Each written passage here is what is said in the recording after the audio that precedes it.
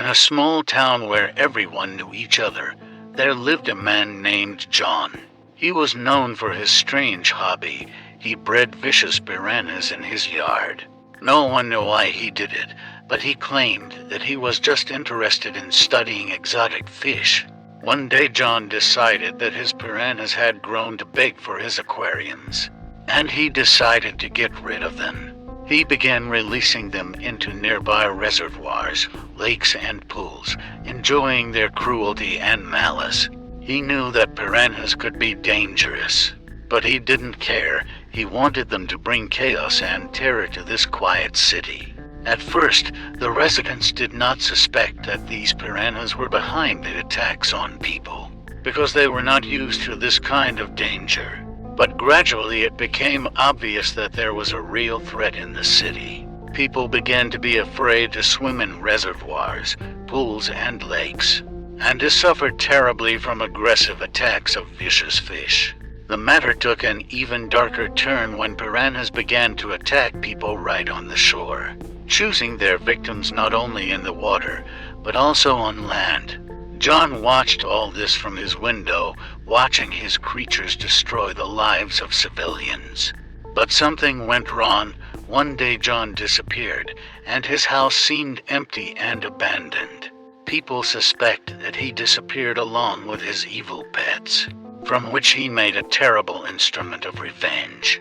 The question remains open: where did John disappear and what happened to his piranhas? The rumors spread through the city like a storm.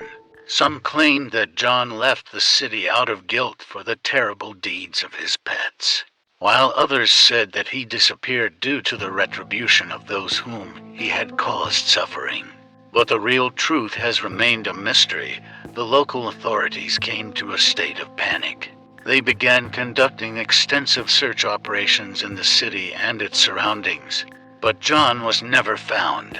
Soon, they faced a new challenge: piranhas, which were released into the surrounding reservoirs, more than tripled their attacks on local residents. Panic and chaos took hold of the city, and people were in a state of constant fear. Then a team of wildlife specialists was called to the city. They arrived with equipment and tried to localize the piranhas and destroy them. But it turned out to be an incredibly difficult task, since their numbers were too large.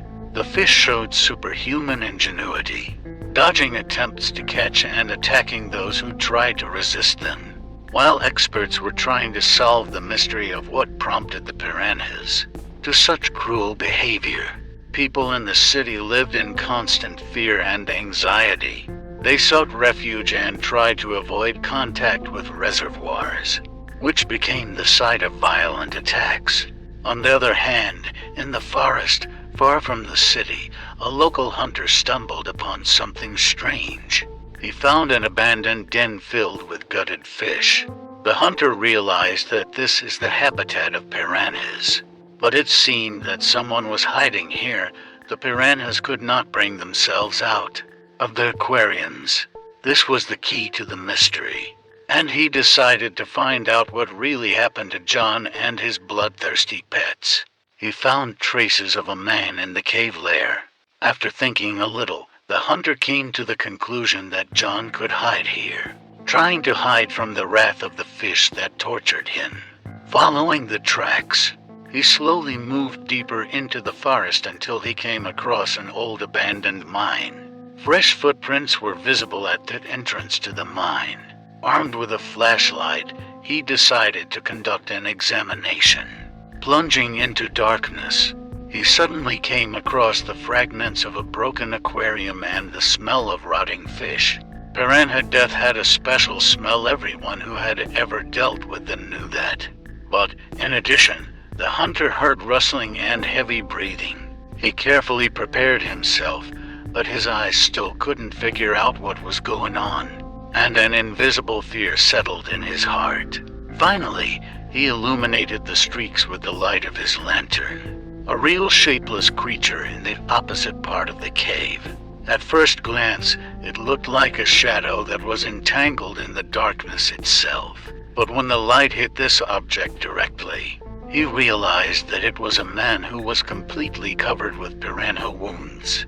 A ray of light did not hit the face out of respect for the dying man, and a series of terrible crunching sounds reminded of evil fish that will take forever. Took the sound of a deafening radio.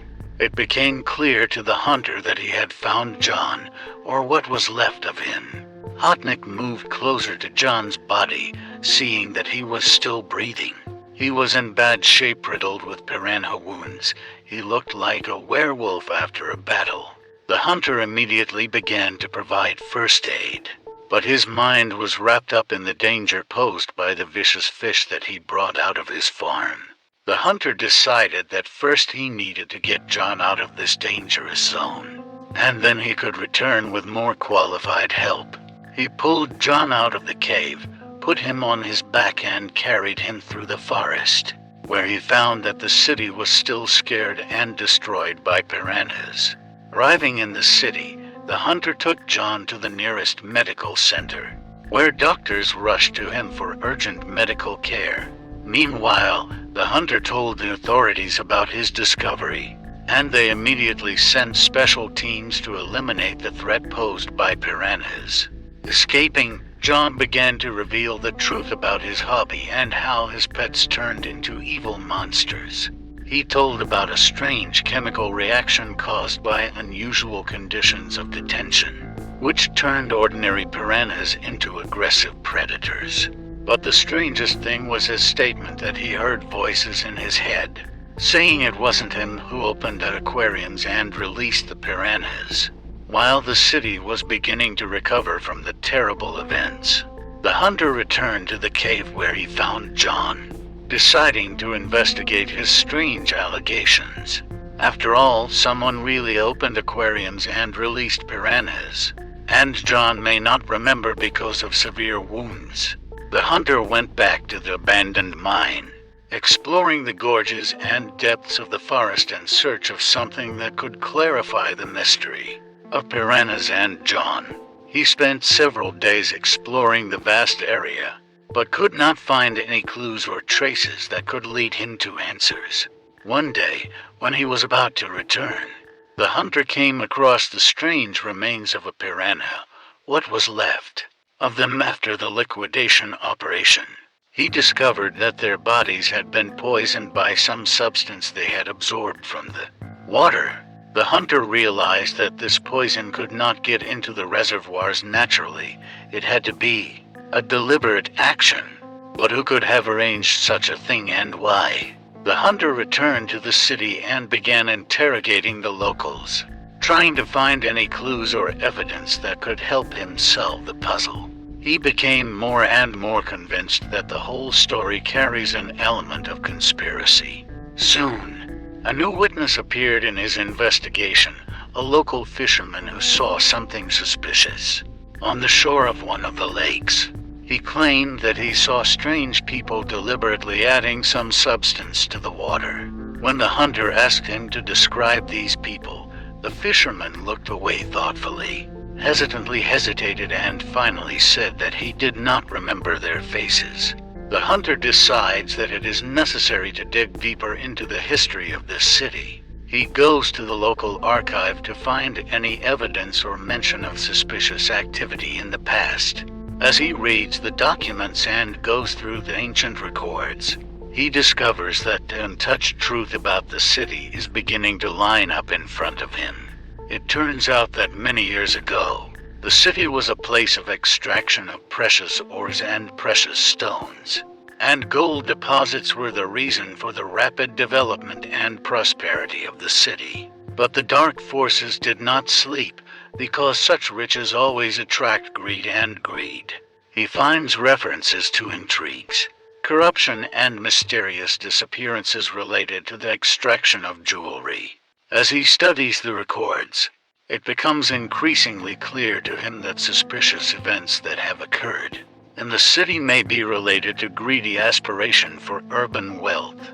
The hunter begins to suspect that someone, perhaps from those who previously lived in the city or those who have a connection with his past, could have motives for poisoning fish in order to cause chaos and distract attention from their own atrocities. The hunter continues to investigate, discovering more and more clues and documents that expand his understanding of what happened to the piranhas and John.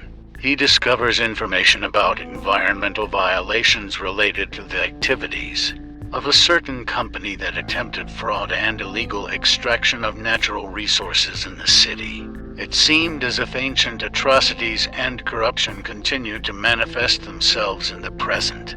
With each new discovery, he is getting closer to solving the mysteries that the city hides. However, as his investigation uncovers more and more serious crimes, he begins to feel that his own life is at risk.